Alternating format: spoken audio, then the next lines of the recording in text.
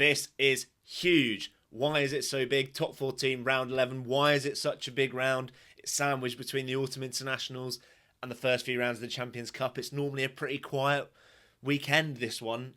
But why is it so big? Well, there is a clue in the jumper I'm wearing and the hat I'm wearing, because there is one huge news story in French rugby this week. Yes, it is the return of Tony D, Antoine Dupont. He is due to be on the bench for Stade Toulousain in their home game against Racing 92. But let's get on to these predictions. Generally, this round is actually quite a quiet one. The Dupont news gives it a bit of sparkle to what could otherwise be a little bit of a mundane run-of-the-mill round, because there's a lot of strong teams that are strong at home, hosting teams that are not very good away from home. And also, some of the strongest teams like Bordeaux and La Rochelle are going away, and with the Champions Cup next weekend, they will possibly have one eye on that, might not send their strongest sides, because those are sort of clubs, unsurprisingly, that will be focusing on the Champions Cup because of their former glory in there. So let's get into these predictions. Well, the first one of the round, the only one that we're split on this week, I am going for Montpellier, because I think Bordeaux will be a little bit weaker. This kind of second string or slightly weakened side lost to Pau last week, and despite having a pretty good team out, they may be boosted by a few more internationals, but I think they will probably look to rest a few ahead of next weekend's Champions Cup kicking off. So I'm going for Montpellier. Rich is going for Bordeaux. He thinks there'll be a backlash from that second string, and ultimately Montpellier, we still don't quite know where they are at.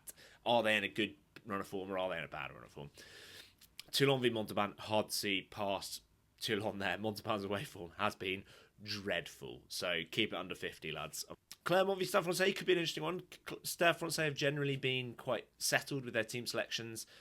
They've picked up a few wins on the road, but we are both going for Clermont, historically very strong side at home. We are both going for Castres, Rich's boys, at home to Perpignan, who really struggled even under a new head coach in Laurent Lebeat. Castres could lose that. They are a little bit flaky sometimes, but it's hard to see Perpignan winning that one.